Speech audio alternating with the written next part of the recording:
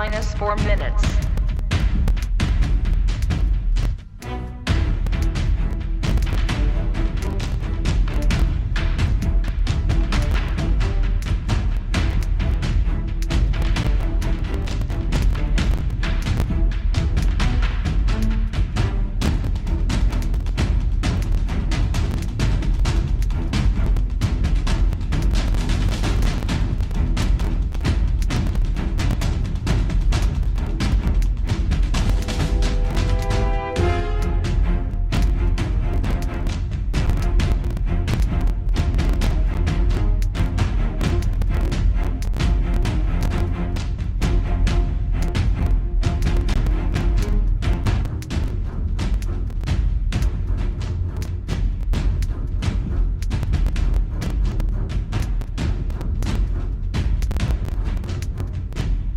T minus 3 minutes.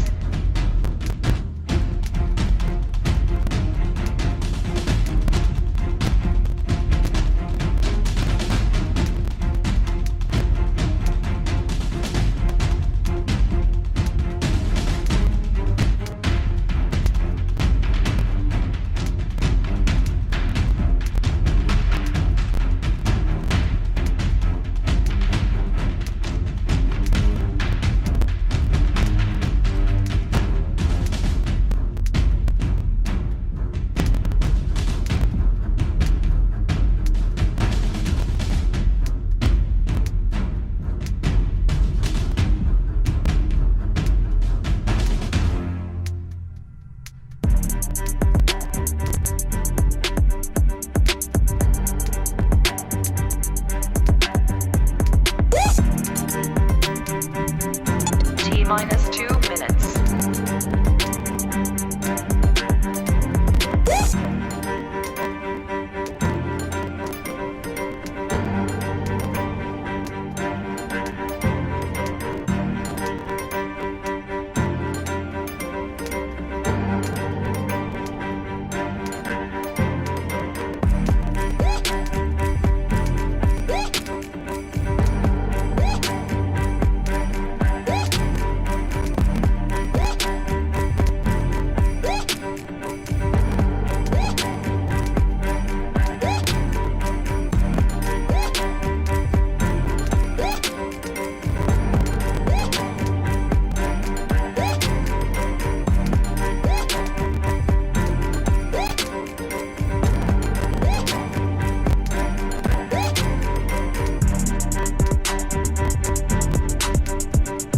T minus 1 minute.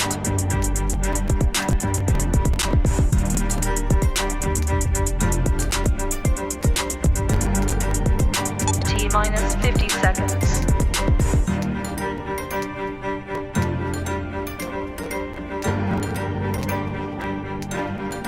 T minus 40 seconds.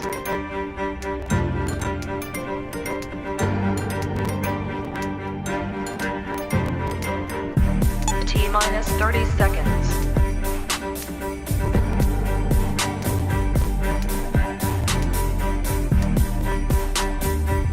T minus 20 seconds.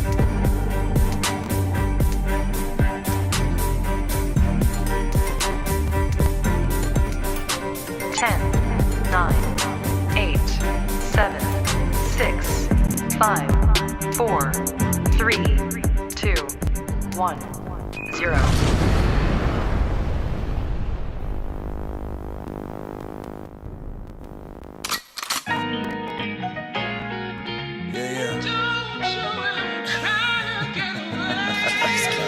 Yeah, look, black and blue lines.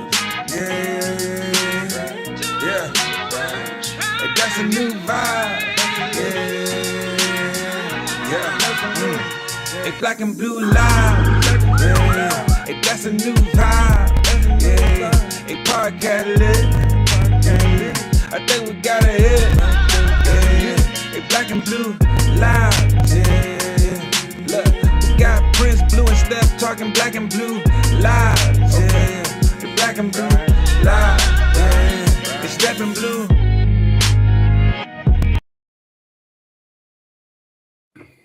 Hey, what is going on, everybody? What is up? It is time for the Black and Blue Lives podcast. I am your host, Dr. Prince Blue, and my co host, the man with the most, my other bald brother from another mother.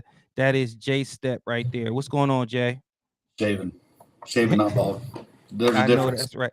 I wasn't here last week, but I wanted to shout out Nick James for stepping in for me. I really appreciate him. You guys did a fantastic job, and I appreciate that you guys stepped in while I was making my final step and get my doctorate degree. I finally was able to do the commencement thing and the hooding, and I appreciate everybody that sent me well wishes and support and watched both long segments, both long programs. I appreciate you.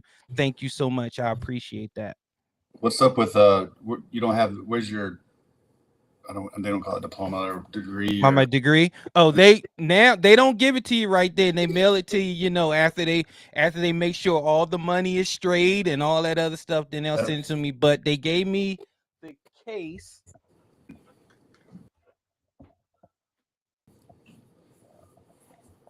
They gave me the case right here. So damn. they give you this. They let you know, hey, we'll send it when we make sure that you paid us all our damn money. So that's what they Dude, gave it's me. so big, man. It's like the higher Yeah, you go in education, the bigger the degrees get, man. yeah, It should just be because like a card. because what's funny when it started with the bachelor's, it was like this size, then master was this size, and then when I went up there to shake his hand, I was like, "What am I supposed to do with this Like, big ass encyclopedia?" He was like, "Well, like a TV. yeah, It's like a flat screen TV they handing out. yeah, but it was great, man, and I appreciate everybody that stepped in last week for me, including my producer Ink, who stepped in and ran interference and helped the Good guys job. out. I appreciate you, my producer I extraordinaire. think I think we'd still be talking if she didn't keep us in time check. Yeah, I heard that you guys were a little long-winded, but it's all good because that's what we do, man. We stick around, cops, man. We start telling stories because we want people to hear them because there's the devil's in the details, right? So when we're telling our stories, we want people to connect with it. So I appreciate everybody that stepped in last week. So this episode is very important, step is near and dear to you and I. Because we're going to talk about police suicide, and it's something that's impacted the both of us because we've lost some brothers in blue at our old department from officer suicide, and we want to be able to address this. I don't even know if you I think we can call it an epidemic because when I read off some of these stats in a little bit, we're going to you're going to understand why this is a very important topic and why we need to find out why officers are not getting the help and making the ultimate decision, which is in taking their own life. But I did prepare something that I want to read to everybody because I want them to know what we're about to encounter with today's show. I want people to know that this is police suicide has become a silent epidemic. Officers are dying not from bullets, not from car chases, but from the weight of the badge, the trauma they carry, and the silence that they're forced to keep. Let me be clear, this is not about weakness in police officers. It's more about the years of seeing the worst of humanity, burying our emotions, and because of the culture that we're currently in that tells us to push through or to shake it off or nobody cares, is about policies that praise toughness but ignore trauma. And our departments are holding press conferences for officers killed in the line of duty. We see that a lot of times. We see officers getting murals and everything else about when they're dead in the line of duty, but when they're taking their own life, we don't see anything about it. Where are the statements? Where are the ribbons? Where are the honor guards? That often there's nothing. It's just whispers and denial. But I want y'all to know this, that because if we can't protect our officers from themselves, then what are we really doing? And I hope that this episode is going to be one of the things that's going to continue to be a catalyst because there's other people out there that's really trying to get this done and trying to bring some awareness to police suicide. And I hope that this show is going to add on to that and it's going to really spark some debate, some dialogue, some policy change, and some awareness. So, Step, what do you think about that?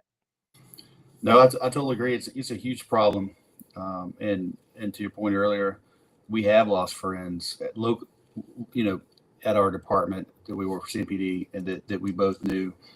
And recently, you know, as recent as last year, um, and it's a tough subject to talk about. Most departments, they don't want to touch it. They want to avoid the issue altogether, like you said, and and and we can't do that anymore. So, what I want to do is I want to start with some numbers that I found about officer suicide with doing some research, and this research is from publications online and also my own research. But I just wanted to let everybody know, did you know that police officer involved suicides was not a kept stat? It's not a kept stat. It's not something that police departments willingly share, even with the couple of organizations that are trying to keep up with the numbers.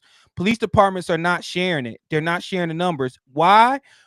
We're going to speculate into why. We're going to give our opinions into why, but I just want to run through a couple of numbers. According to the First Help, an organization that voluntarily collects data on suicides of law enforcement officers and first responders, of course, across all the spectrums, it examined that 1,287 deaths by suicide were committed and recorded from 2016 to 2022. That's more. That's more officer deaths by suicide than officers in the line of duty. Among these findings, 152 in 2016 to a peak of 234 recorded deaths in 2019. So, as you can see, the deaths were going up, and they went down during the pandemic, and then the numbers started climbing back again in 2022. So, to give you the clear picture of that and to put it in layman's terms, more officers are taking themselves out of the game of life and the game of law enforcement more than actually doing police related duties. And when you see a number like that, I don't know how a number like that does not make you, as a police department, as a colleague, as somebody who knows somebody that's a first responder, not make you want to check up on your people more, bring more awareness. Stop believing everything that the media tells you about police officers, and stop perpetrating the defund police movement and police are pigs and all this stuff, that police are bad, police are gang members and all this stuff. Because I'm gonna tell you why. When police officers are going out on their everyday life, or when they're on social media, or when they're looking at the news, they see these clippings, they see things like this, and it does nothing. It doesn't enhance their mental health issues. It makes it worse. Because think about it. If you're doing a job that is predicated on you protecting others, and at the end of the day you have to make the ultimate sacrifice, and every day you feel like if you make that ultimate sacrifice, it's going to be for people that don't appreciate you, don't give a damn about you, want to see you actually get taken away from here. And we're going to talk about that a little bit later as well. So police suicide is something that I don't understand why police departments are. No, scratch that. I do know why. Because they're so afraid that police officers going to actually, I don't know, want help, which will require them to come off of the line, and that will hurt your numbers, and that will hurt your quote unquote perception of your departments. But I want to ask you, what will hurt more? A police officer that acknowledges he needs help, gets off the line, gets the help he needs, and comes back better than ever, or an officer that's out here spinning his wheels, got a death wish, and takes himself out as a police officer, and now you got the perception of you have an epidemic within your department of police officers taking their own lives? I don't know, Step. What say you? So too, and those numbers that are probably, I mean, they have to be low because, like you said, they're not reported accurately. So, and I wonder if that's active duty officers or officers that recently retired. I'm sure that I don't know what the criteria is, but just think of the number of officers who recently separated, if maybe they quit, they couldn't handle it anymore, they fed up, they're not getting the help they need, so they quit or they retire, or maybe their PTSD and issues are making them use an excessive force and they get fired. So there's a story a while back about an officer who was an officer of shooting, wanted help, and they to your point, they didn't want to have him out, so he was immediately back to work, and he was having issues, struggling, drinking. He turned to drinking, and the supervisor pretty much said, hey, just deal with it. This is what police work is. Well, then he got popped for a DWI. Well, then what happens? They fire him. Mm-hmm. So then they fire him, and the department abandons him, and then he kills himself. So I don't know if that would be covered under the stats, how they keep the numbers, but to me, that's a officer suicide. Even though he's not active, sworn in and out of the time, there is a suicide as a result of the stress of the job, and the departments aren't stepping up and doing what they need to do, because the officers are scared. So look at the point. The officers are scared to like we talked about before, come out and say, hey, I'm having issues. Because like I said, as soon as I said, hey, I'm having issues, dude, my career was over.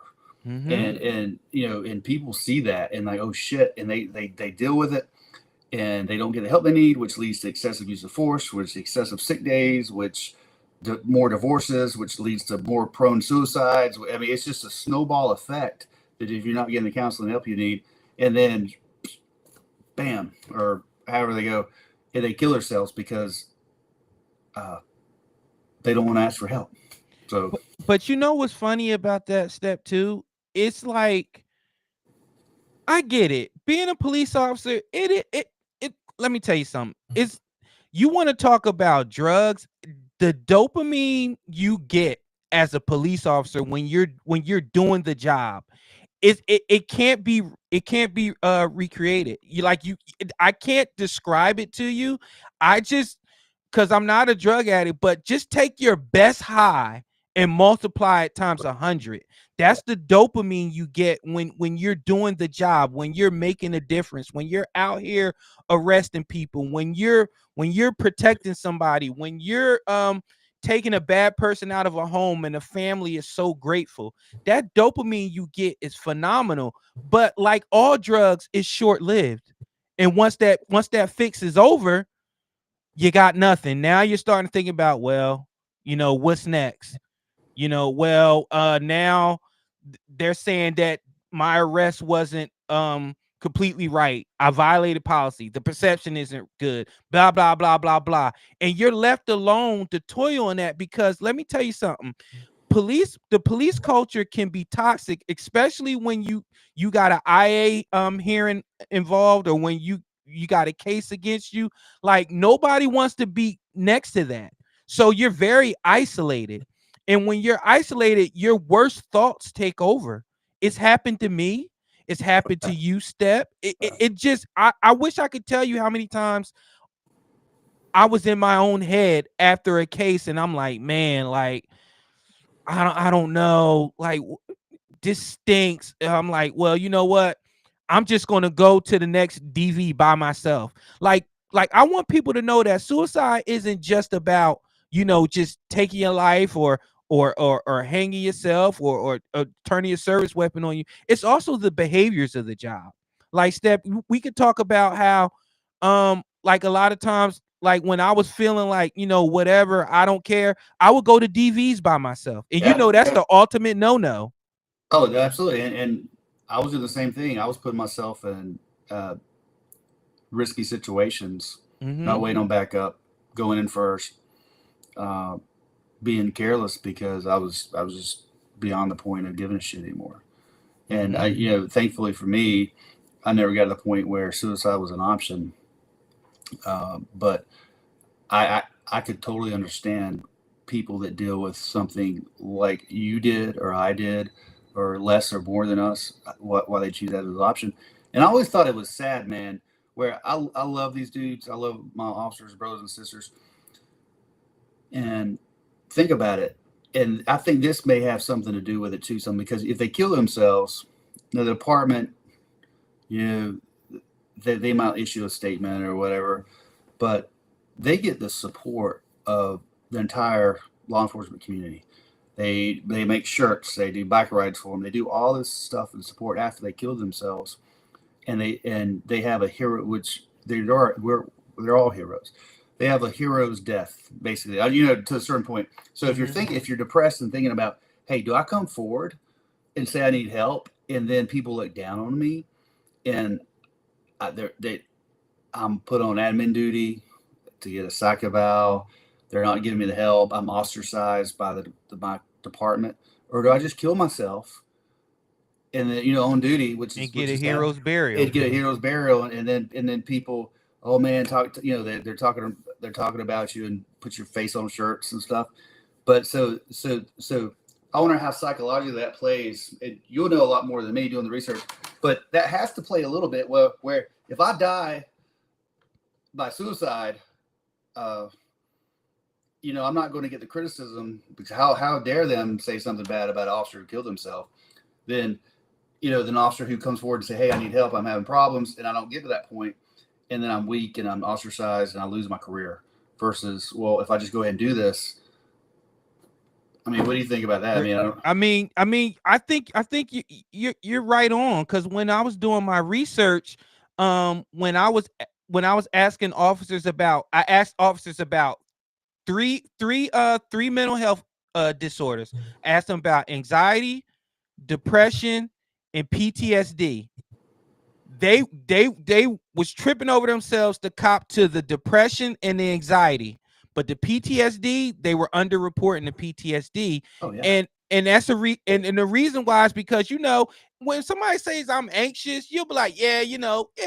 When somebody says I'm depressed, yeah, we all have bad days.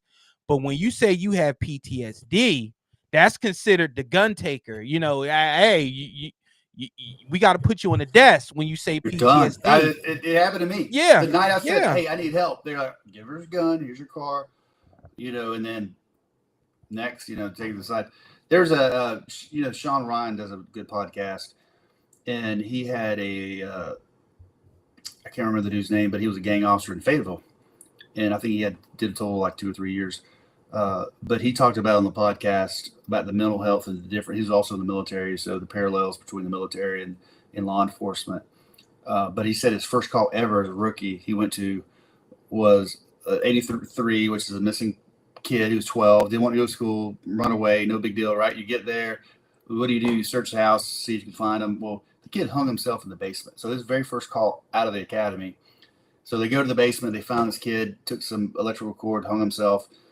Told and the FPTO was like, hey, go tell the mom the kid's dead. And he's like, holy shit, this is my first call ever.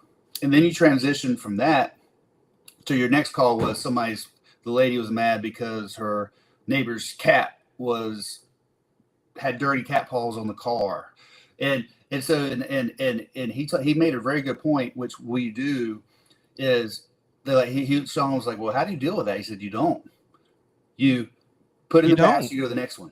Then the next one's here. Then you go to the next one, and then you go to the next one, and then you just try to put as much time and distance between it, and thinking it's going to go away. And at a certain point, you have to deal with it. But I would like people to think about it as like a computer, like those little things that you download here and there. In the moment, they're not a big deal, but what happens? Your computer starts slowing down. Mm-hmm. You start noticing your computer isn't working the way that it used to, and then next thing you know, you have no more space, no more room, so something has to go. And normally that's you. When we talk about suicide, the person's like, you know what? I can't handle anymore. I can't download any more information, any more traumatic calls, any more stress, any more calls for service. So I'm just going to get rid of the whole computer. Yeah. Versus, right. Versus if you do a reboot, which the reboot is get therapy, step back from the job, get yourself some help, and then come back better than ever. But it's too often and too many officers are deciding to just throw away the whole computer and just take their own lives. And they're not even doing it at home anymore, Step. We lost a colleague, Officer Brent Simpson, phenomenal officer, phenomenal K9 officer. He went on duty and took his life while on duty. So, well, Well, some people speculate. I think he made some messages and stuff prior that he. I don't know. I mean, who knows? I mean, you're. All I know is this: that was he not on duty when he took his life? Yeah, he checked on duty. He had his uniform on. Checked. I think he took his dog to the kennel and then checked on duty, and I know some officers who were first on scene, and they're how is that not the officer that knew him, Shrek? Shrek worked with him at the academy doing the Red Man and stuff. Shrek was there, trying to give him CPR and save him, knowing that he's gone. But what do? You don't just, you have to try, right? Yeah, you have to try. And then some Still Creek officers, and they worked with him. And this guy was well respected and a solid officer, the most humble, the nicest guy you could ever meet. And you're like, oh my God, it blows your mind. He was having some problems, and doing some stuff, but you don't expect it. And then prior to that, we had the sergeant who was in the Marine Corps. We were just, CRU, just a solid dude. When I think he called dispatch, but told him where to find him. Yep. When shot his dog and then shot himself. And these aren't, in the misconception about officer PTSD and suicide is it's not the weak officers. It's not the ones that don't do anything. It's the ones that are you thought was Superman. You're like, holy shit! These guys were the top tier special operators. And these are the top tier dudes that are having problems. Right. Speaking of PTSD, let me read something real quick. A stat I got: 1 in every 7 police officers worldwide suffered from post-traumatic stress disorder, and 1 in every 10 struggled from other mental illnesses. So that means that there was an average police officer estimated to experience 178 traumatic incidents during their career, compared to the average person who experiences 2 to 3. This means officers are exposed to significantly more trauma than the general population. Yeah, and that's by far, and that's the general statistic number. Someone like a large agency at CPD, how many? I mean, I can't tell you how many bodies I put in body bags, or how many dead bodies I've dealt with, or or shootings I've been to, with, or I've been in shootings. You've been in shootings. I mean, it's just traumatic car crashes, TVs, all that stuff. It takes a toll, and I don't think these officers feel safe coming out and saying, I need help. Because one, it's the perception. Because as soon as you do, people see you as weak, right? Not the squared away dudes, right? But they're oh, you can't handle it. And to my point earlier, that officer also at the end of the shift, he goes and the sergeant was like, hey, how was your shift today? He said, well, not too good. The first call we had was a 12-year-old who hung himself. He's like, he said the sergeant laughed him off and said, welcome to Let's Police Work. Like, hold on a second, dude. Cynical. Why are we not doing a debrief? And when something like that happens, we need to address it, right? I don't know what the answer is, because I don't have that background. But we can't. It doesn't matter if he's 5 years old and that happens. That's going to bother you, right? But that's his first freaking call his entire career. And you're like, oh my God, how many people, what do you do? How do you process that? And then to have a supervisor just laugh it off and be like, oh, that's just part of police work, like get over it. And then you've heard other supervisors say, if you can't handle it, find another profession. That's not that. Let's be honest that, police officers are some of the most cynical bastards in the universe. And a lot of it is, it's defense mechanisms. It's like, hey, if you can laugh about it, you laugh to stop from crying, right? But not everybody is that way. So I feel like when a rookie comes to you and tells you that that's his first call, that's not because you already set the culture. You set the tone that absolutely. when you deal with it, deal with it, get over it. So now the next time he has, quote unquote, something that he really wants to talk about, he's going to be like, he told me to get over it. So why am I even coming to his office? But they're the first people to say, I have an open door policy. If you need help, come to me, they read from a card and but they really don't mean it. No. It's a culture, and we have to change the culture. And you're in the military, and they fought it for years, right? So and just it was in the last maybe 10 years they're getting to the better. 20 years they've been addressing it, but I don't know why it's taken so long for the public safety sector to catch up and kind of nip it. I don't want to say nip it in the bud, but address it before it becomes an issue, right? So kind of. I don't know what the answer is. I don't know, Step. And the thing is, you know what? People smarter than you and I, they know the answers, but they don't want to give the answers. Like, for instance, and this is where I'm gonna bring it back to me. When it was time for me to do my research into mental health disorders among police officers, I reached out to I don't know how many departments, and department after department either ignored me, gave me the runaround, or they just wanted nothing to do with my research. And then I started to think, hey, like, what is it that you're hiding? What does it hurt you to have officers fill out a survey and just see where you're at? At least we're all about being proactive, right? If you see that there's a problem somewhere in your department, why not be proactive? And let's say something did happen and the officer says, hey, I was going through this, I did this survey, and this survey made me realize that I need to get help. That's a success. Yeah, no. And I've been recommended, why didn't a department, if and it doesn't have to be just officers from Charlotte, but Charlotte's trying to, they're trying to get in front of this, that they haven't done anything for so long. And in my opinion, they're still not doing nearly enough. There's a lot of smoke and mirrors, but why don't they get people who've retired or that have been PTSD and it affected their career in a focus group, right? They love focus groups. They love peers. They love peer groups. They love it. Yeah. So let's get, I'd volunteer. Let's get, me and some guys together and, with the command staff or whoever's over the mental health. And let's talk about it. Let's be like, hey, what could have we done better as an agency in a department that would have made your either transition because you had to medically retire, or we could have done to get to it before it became that much of an issue? Like, you know what's funny, Step? Already in my mind, I bought where was it? Was it 2017, 18? I bought a Dodge Durango, brand new. And that up until I want to say 2023, they called me every year to ask me how did I like my Durango.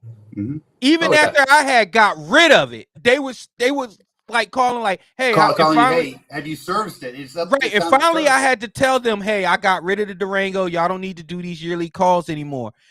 How does that hurt CMPD? How does that hurt you to call at least once a year and be like, hey, you retired this time. Hey, how you doing? How's life? Blah, blah, blah. Well, if there's anything that we could do, here's some numbers, blah, blah, blah. It takes nothing. Nothing. But you know what they do? They wait, they're reactive, and then they try to say that they're doing this and they're on the cutting edge of this. No. When you're on the cutting edge when you're proactive, not when you're reactive. And this is the problem I'm having with these police departments. They got this out of sight, out of mind thing where you got more than enough people, or you got, like you said, it could be peers. It could be a buddy that's like, hey, here's 5 officers, call and check up on them. Yeah.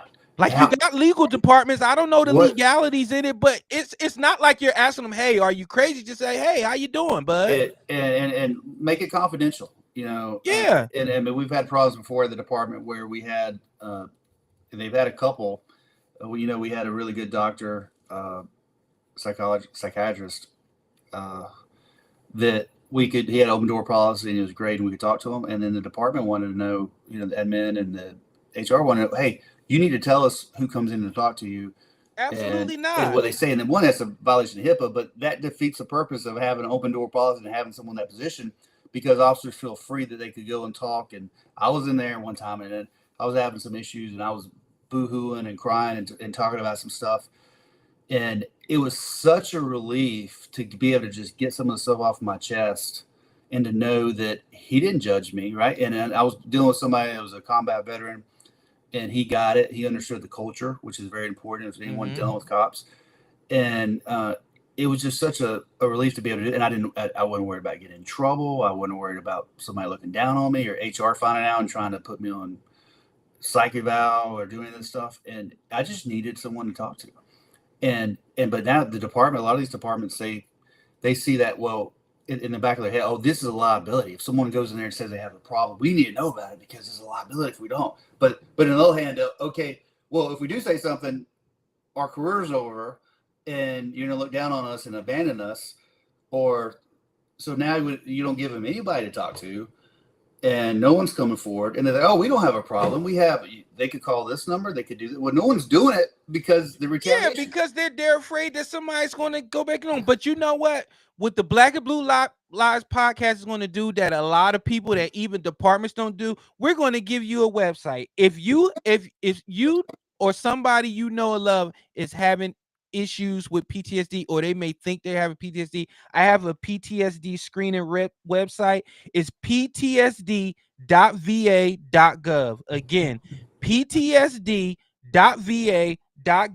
It's free. You just start the screening, you take the screening, and then it will send you to multiple links, and it will give you resources and how to proceed once you finish that screening. So to wrap this up in a bow, I want people to know out there that whether it's yourself or it's somebody that you know, there are so many resources out here, and I promise you, life is better if you're here. There's no heroes. There's no such thing as a hero's burial when you take your own life, because you know why? Because you need to be here. Like, don't do that to yourself. Don't do that to the people around you, the people that love you. They want you here. They don't want to have to mourn you in loss, especially a loss of that nature. So again, it's ptsd.va.gov. Make sure you do that. It's in the chat. Thank you, chat. It's in the chat right now. I'm gonna put it up right here, right there. ptsd.va.gov. ptsd.va.gov. Matter of fact, I'm gonna leave that up there through this next commercial, and we'll be back with our next segment after this first commercial.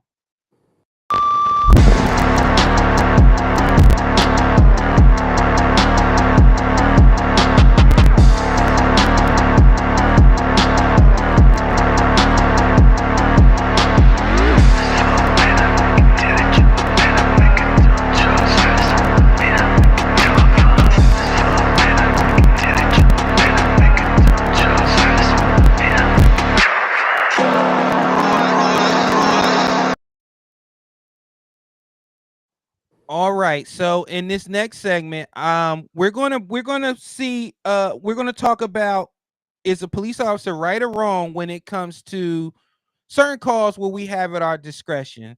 So I'm gonna play this video, and me and Steph are gonna break it down for you. You're gonna see a video of a desperate, stranded woman on the side of a dark road. These officers have two options: be a human being or be an uncompassionate lack of a public servant. You just keep walking north till you get to Kennett, but you're probably going to get run over if you stay on this white line. It's a dark road. I can't see nothing without lights. There's another gas station up the road about 2 miles. Can you please take me there? We can't give you a ride. Please. I don't have nowhere to put your stuff. In the trunk? Not really. She can walk. This lady ended up being struck and killed. All she was asking was for a ride 2 miles down the road. This happens all the time, and it is always an option just to load her up and get her down the road. And I don't want to hear, oh, we didn't have enough room in our squad. There's two of you there. Figure it out. One chance to be a blessing. But in your mind, you saw her as less than you, didn't need to help her. This is the police culture that I will fight against until my last breath. Okay, so pretty much what you saw there was a young lady that was asking for a ride, and two police officers did not give her a ride, and she ended up being struck and killed on that road. I'm going to say this, that I've been there. I've been there where somebody wants you to ride them somewhere. They want you to be a mini Uber or a taxi, and you have to make a decision. And this is my thing here. I want people to understand the police. For the people that saying they could have just gave her a ride, I'm going to give you how police officers think, how we think. You have two men.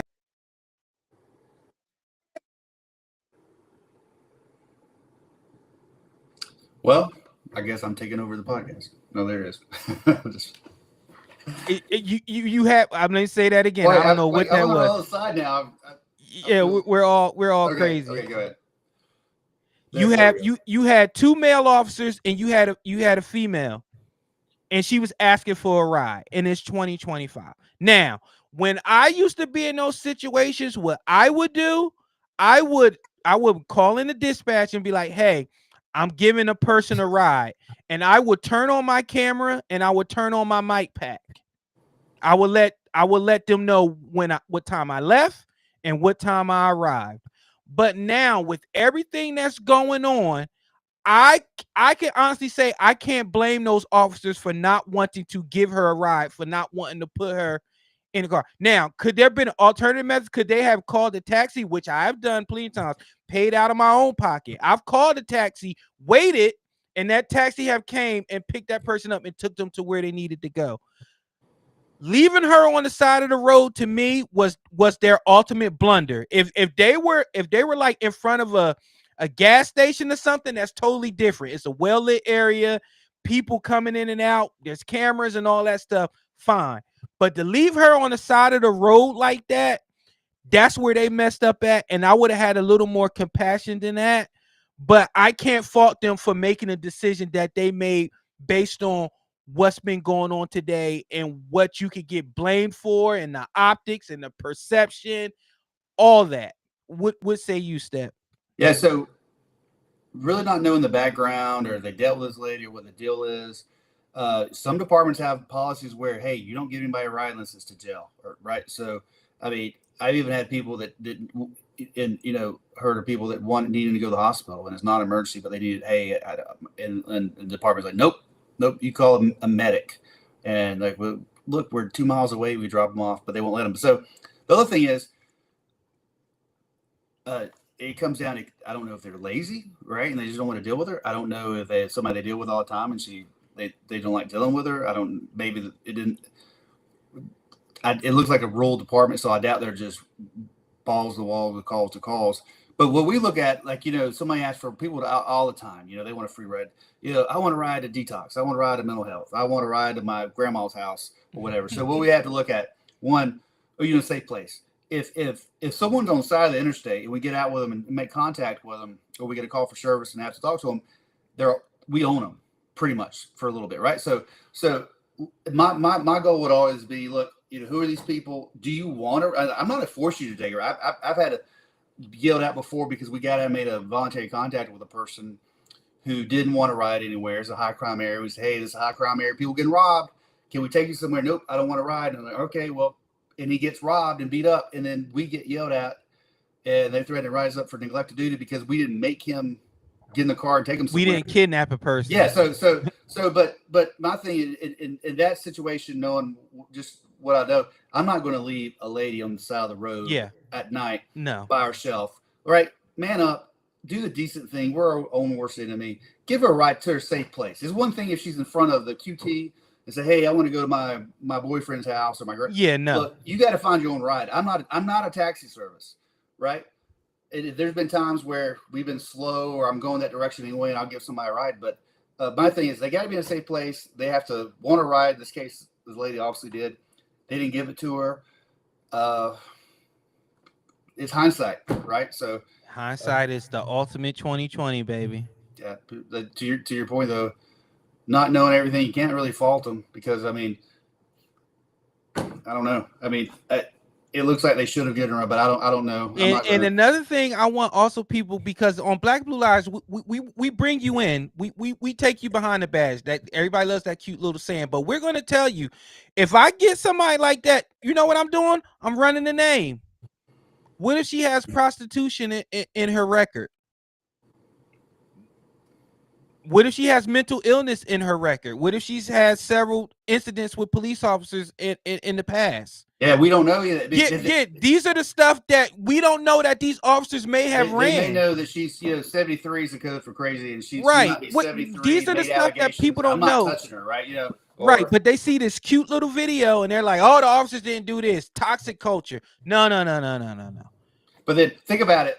If they got out with her and she's like, "No, I don't want to ride that, man. We really should give you a ride that's not a safe play," and kind of bully her to get in a ride, and then she didn't die, and that video was released, people would be like, "Oh, the cops violated her rights," and absolutely. So absolutely, it's that happy medium. I mean, we're dealing with hundreds of people a day. I don't know the scenario, but it looks like they should have given just taking her to a safe place, right? I might not be able to take you 30 miles down the road, but I could take you 2 miles of the road to a QT or somewhere safe. Absolutely. Okay, so that's that. We'll be back after this message.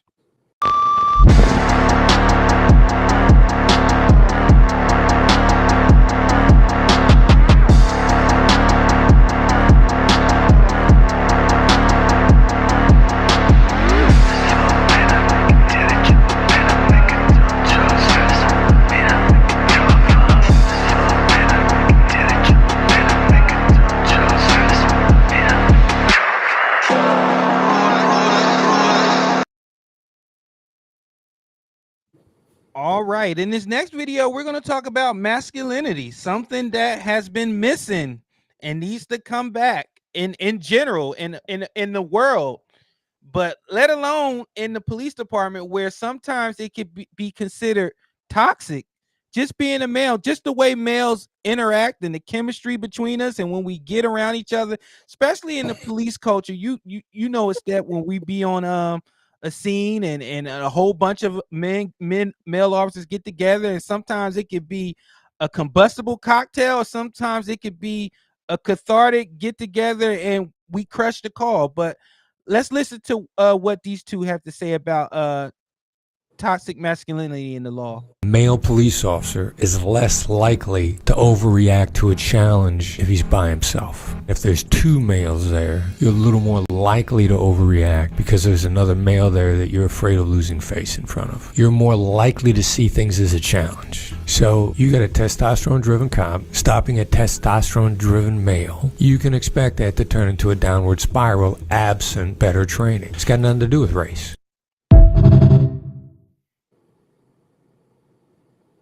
All right, Step, what do you think? Definitely agree. It comes down to training and experience. But the thing is, if I'm by myself or you're with me, ultimately people are going to do what I tell them to, right? Like if I give them lawful order or whatever. So, in my experience, I've seen it go both ways. Sometimes, if you I on a call, sometimes I've seen other officers kind of try to prove themselves or do some. I've seen that some happen, kind of their chest out and a little more aggressive because one, that they know backup's there and they're trying to save face. But I've seen it go the other way. If it's me and I'm by myself, I'm probably going to be a little more aggressive because I am by myself. Mm-hmm. But it's just, I think that's just an individual officer personality trait that it's going to, it depends who it is.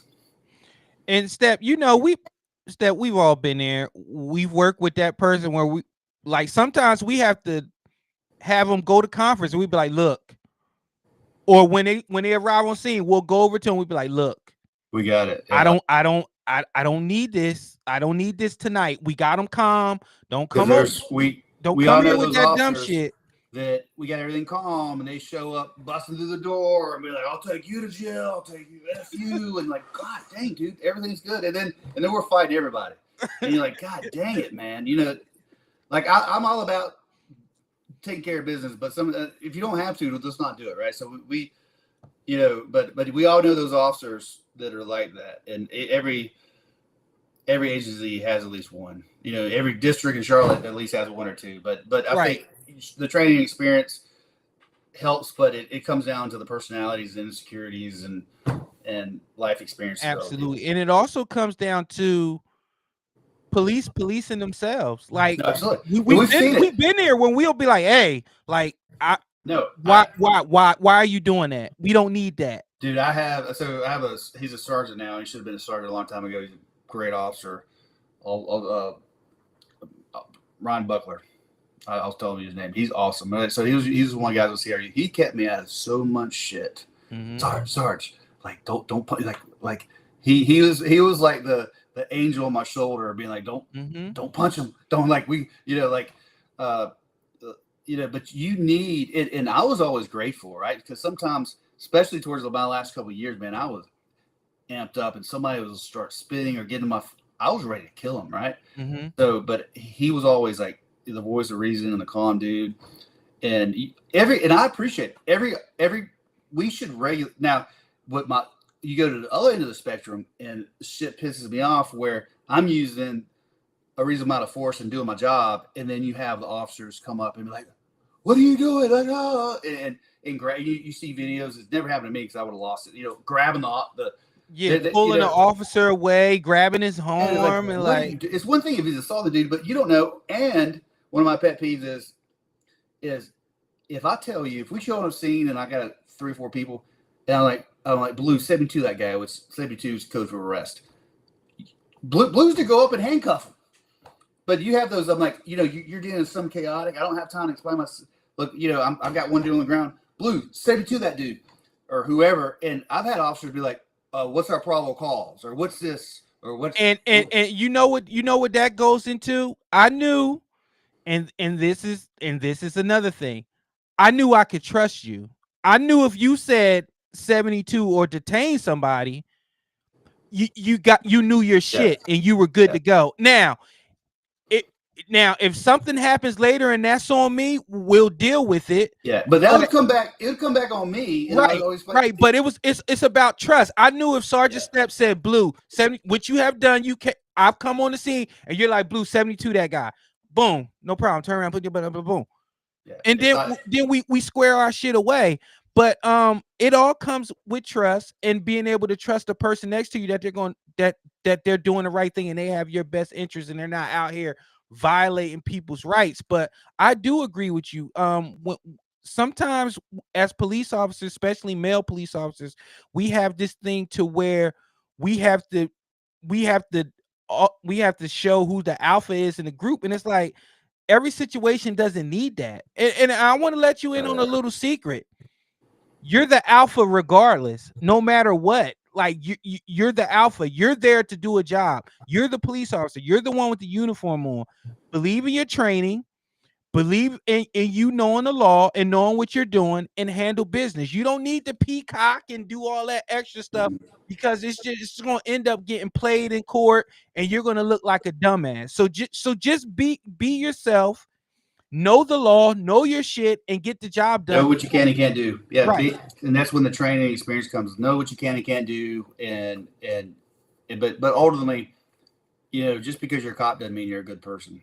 Correct. You know, so correct. It all comes down to personality and individual. So correct. People like, oh, you know, they love to say now that I'm retired, oh, I hate cops. You know, I'm like, oh, well, I don't like most of them, right? So, I mean, I would have died for any of them, right? But that don't mean you liked them, right? And I said this before. You know, do assholes become cops, or do you become an asshole when you're a cop? But what are the two? That uniform enhances who you already are as a person. That's a good point. 100%. That's it. It just enhances who you already are. So if you're already a laid back, chill guy, it's going to make you it's going to make you more of a laid back, chill guy because you're going to think, hey, I got the uniform on.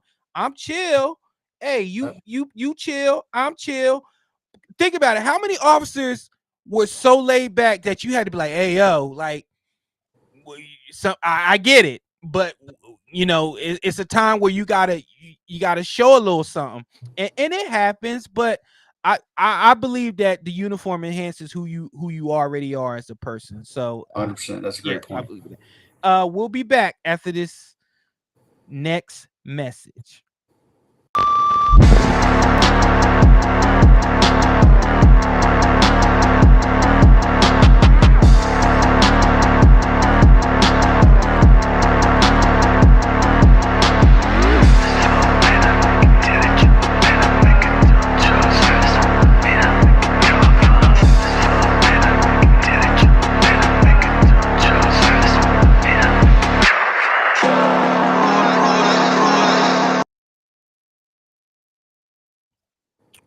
All right. So this next segment is about the thing about humanizing the badge and how that has came back to bite the police culture, and it's ultimately given citizens and the media and perception that people can pick and choose when officers are to be police officers and when their actions are justified based on myriads of factors, and none of them being law related or life or death situations. So let's listen to what this guy is saying. Listen, defending the cops shooting a 17-year-old who had autism, it's the fucking job and it's how it goes. And I'm explaining why, because you as the public doesn't get this. You allowed this. You wanted the badge humanized, and you support these TikTok cops, and oh look, and we should make them more human and relatable and allow their departments to do these funny skits and shit. Let me explain this, because you don't get it, because you as the public have the luxury of judging whether or not police should use force based on whether or not you like the person they use force on. You sit on your toilet the next fucking day, you read a headline, you found out, oh, he had autism, oh, he was 17, oh, he was a boy, police shouldn't have shot him. But if you had seen that video without what the media told you, you'd do what you always did. Fuck around and find out. Play stupid games, win stupid prizes, because that's the drone mob mindset you fucking have. You want the police to be the henchman that does your dirty work for you, right? If it was George Floyd that got shot from behind a chain link fence, you'd be masturbating in the street. You're so fucking happy. But when it comes to cops, here's the problem in America. We allowed the floodgates to open, and you have a group of fucking children who spend more time on TikTok putting on lipstick and lip syncing than they actually do training, studying the Constitution, knowing the law, and improving their tactics. The problem is, a lot of you who talk about qualified immunity, yeah, you want to get rid of that? Well, let's get rid of your due process and your constitutional right too, right? Let's do that. The problem is, you take a seasoned cop, if I showed up on that scene, you know damn well, he's not going to fucking pull his gun. He's already disarmed somebody with a knife. He's been on for X amount of years. He's 50 years old. He's been in that kid's house several times. He knows. But the cops who showed up had less than 3 years of experience on them. They didn't train that well. They weren't that trained. They're younger. God knows what their perception of a threat that they can articulate is protected by the law. That's the problem. See, there is no standard across the board that all police have to say, oh, look, that guy is a threat to Dominic Izzo, but he shouldn't be a threat to you. Or, oh, that guy isn't a threat to Dominic Izzo, and he should be a threat to you. This is why I can't stand females on the street, because they're automatically going to perceive threats differently and go right to a higher level of force, which is exactly what they did to the kid who was autistic with a knife. But the law protects it based on the totality of the circumstances. You don't fucking like it? Get involved. You guys don't go to your village hall meetings, talk to your mayors, talk to your chiefs, find out what department policy is, what their use of force is like. You don't talk to your state senators, your congressmen. All you do is sit back and bitch about shit that you are the fucking part of the problem for. That's it. You ask me how I could shit on cops one day and defend them the next. It's because I want their standards so fucking high. We have an elite level of men and women on the street who give due process a greater chance to thrive. I love the profession. I don't love the individual cop, and that's why I fucking attack and defend them. All right. So, Passion. yeah, he's very passionate about it, and his content is very good. He's fair when he needs to be fair, but he gives cops a kick in the ass when they need a kick in the ass. But I absolutely agree with him here. It's funny how whenever police officers do their job now, it's predicated on if you like that person or not, or if that's a feel-good story or not.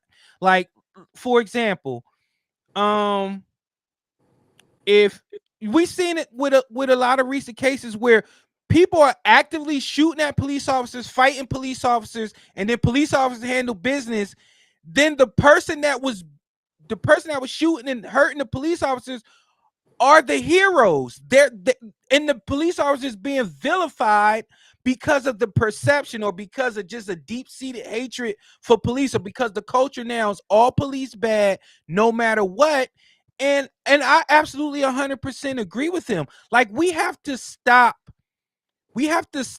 catering to the criminal. We have to stop catering to people that don't mean well for society. Because I'm gonna tell you this: people that are hurting and killing and police officers, that's not the society you want to be a part of. Because I promise you, for everybody that says fuck the police, we don't need the police, this, that, and the third, I promise you, if I go on your phone when shit goes down, you're dialing 911 like it's an Uber.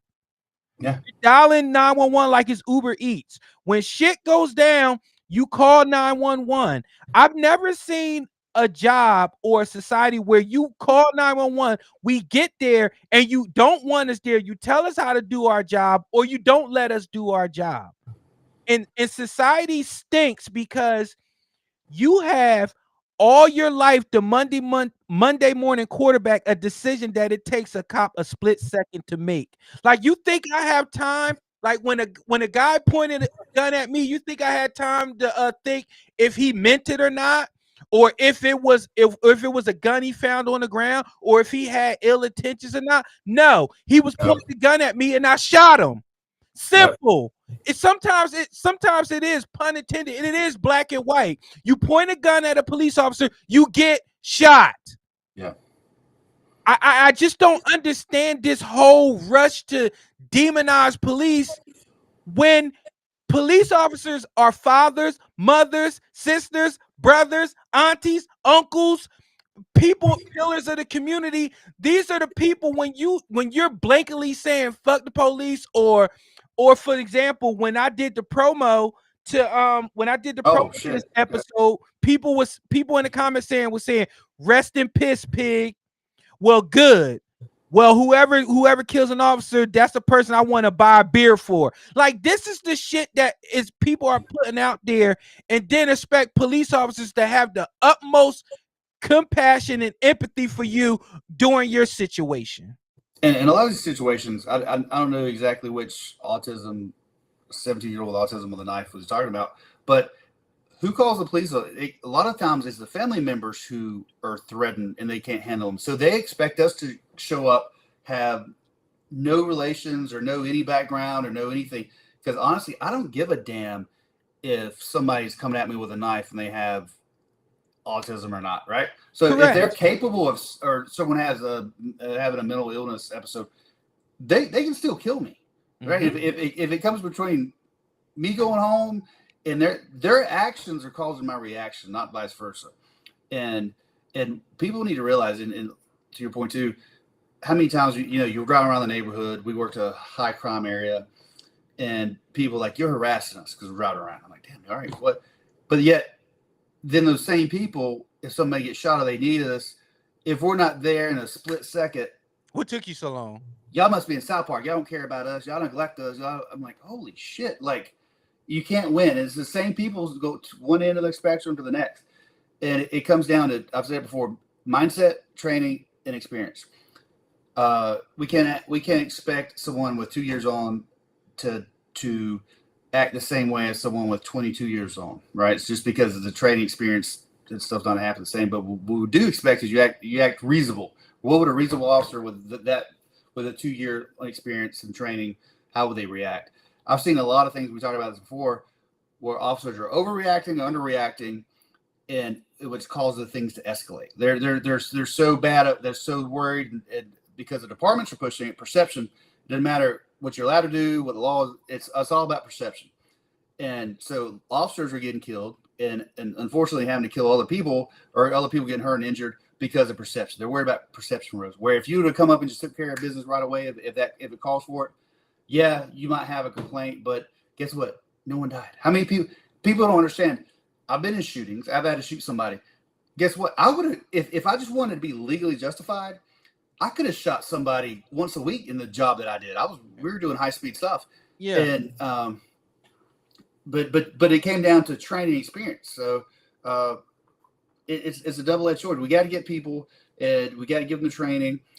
But we could give them training and we could give them experience. But what's hard is have the correct mindset, and that's when We've all saw it go down here. It started in 2016. It started getting really bad after Ferguson. And after 2020, we both in the rights of 16, both in the rights of 20. After that, it was just done. Right? I mean, just law enforcement as we knew it was done. And it came down to, well, how do we look? You know, community policing, TikTok. You're doing all this. You're throwing in de-escalation. Well, guess what? When 1998, when I started the police academy, they called it verbal judo, which is the same freaking thing, right? So they put a new label on it, and the people. We don't have a magic wand to come out. We're not Harry Potter to come out and quell, de-escalate a situation. The most all the videos you see, even if an officer overreacts, who's causing that initial overreaction? It's the person that they're encountering. If you comply or you don't come out with a knife, don't get shot. I saw a video. I don't know if you saw it. Where Albuquerque, New Mexico, they had like 9-year-olds with a gun. I saw that. I thought it was fake. I'm like, I've never even heard of that. No, it was real. And I'm like, you have 9-year-olds surrounded by a SWAT team, and they won't drop the gun. And they point the gun at the officer used pepper balls. They point the gun. I don't know if the gun fires or it was, but they had balls enough to point the gun at the cops. They're lucky they didn't get shot. And I tell you what, as bad as it would be to have to shoot a 9-year-old, if a 9-year-old starts shooting, you have to. And I don't have a way to get out. Look at the people in Vietnam who had to, shoe shine boxes. They were using kids as kamikazes. Like, listen, like, I want people to remember. I don't know if you was on then, but remember when the tasers became the new thing, and then people were saying, officers are too brazen with tasers. Why don't they use something else? And remember when, I think it was CMPD, remember they invited a bunch of people from the media to go through the taser training, and they failed. They failed all the scenarios where you could pick what use of force you're going to use, and they all failed. And that was in a controlled environment. Critical of what we do. Right. And I'm telling you, like, you have no idea. Like, when I got to my shooting and a guy was pointing a gun at me, like, everything around you just stops. Slow motion. And it was just me and him. Put the gun down, drop the gun. He turns to me, he lifts the gun up, and he points it at me. Then it's like slow motion Matrix shooting. You're like, pow, pow. Do you even remember telling yourself to shoot, or was it just a reaction? Telling myself to shoot? Yeah.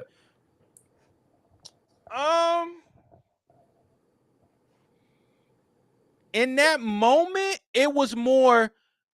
As soon as he pointed that gun at me, it was like it happened. Yeah, same thing with me. All my reloads and shooting was just because it was training, muscle memory. They always talked about it, right? You fight how you train.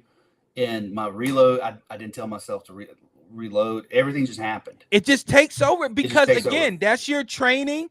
That's your experience, and that's your mindset. My mindset was gun and point me. I got to eliminate the threat. So I'm pow, pow, pow. And what people don't understand, our last chief was really great, articulated.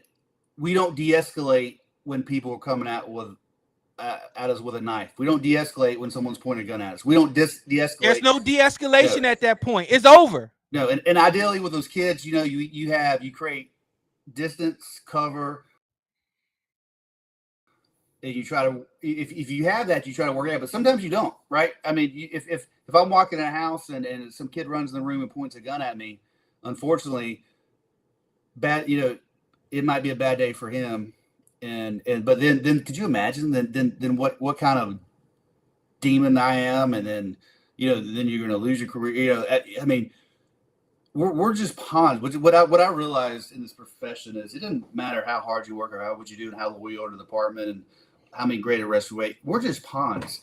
And as soon as we're not useful anymore, they don't care about it. And that's the problem. They think we're replaceable. They think somebody with 22 years of experience or 5 years of experience is just put somebody fresh out of college or whatever, they're fresh off the street. Fresh out of college, they don't have the mindset. They're more likely people that aren't aggressive enough, and there's time to be aggressive and there's time to not. You have to be reasonable, but are going to cause more likely, statistics show, to cause an excessive use of force and be sued than someone who is more ass smell tape in the old school. I mean, you hit that on the nail. Man, an hour went by so fast, man. You know, we get together and we could just tell stories all day, but I understand that people have things to do, places they need to be. So I want to reiterate again what you're seeing on the screen right here. ptsd.va.gov is a link where you could go on where it does a PTSD screening, and you take the test, and the answers then point you to available resources that can help you right away as soon as you finish taking that screening. Again, for those who just checked in, or for those who are going to be listening after this stream is over, I am Dr. Prince Blue. I am a retired police officer with the Charlotte-Mecklenburg Police Department. And I also have a doctorate in criminal justice, and my research was based on police work-related stress and mental health disorders.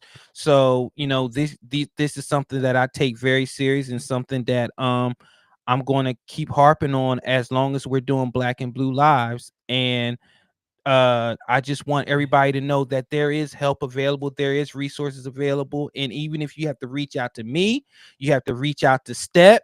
Absolutely. I promise you, we will help you with any way that we can, and we will make sure you get the resources that you need. But so before you think about doing any harm to yourself or others, if you have to reach out to me, reach out to Step, reach out to your departments, reach out to whoever it is, just reach out to somebody. Don't make a decision. Reach out to somebody, and somebody will help you and point you in the right direction. Please do that. You can find me at Real Prince Blue on all social media platforms. Step, tell them where they can find you. Found me on Instagram at Step2223. You can find me at TikTok. I'm getting better at TOG4280. TOG, that's Tom Ocean George 42. All right. So yes, and Black and Blue Lives, we will see you next week. And again, if you have these videos that I played were sent to me, so people are out there listening. I appreciate the support. If there's any video that you want me and Step to break down, please send it to us on those social media platforms. And we will put it on the show, and we will break it down for you. You have a question about a tactic, or just it may be something that you hear, a law or a policy or anything. We will try our best to break it down as the only way that we know how. And I appreciate everybody. Please take care of your chickens and your mentals. Make sure you reach out to somebody, and make sure that you I want to say make sure that you use that link if you need anything. It all you have to do is click on it. We have our smartphones in our hand all the time, and all you have to do is just put that link in and take that screening, and it will help you out. So with that being said, I am Dr. Prince Blue. That is Step. We will see you next week. We are out of here. Black and Blue Lives out.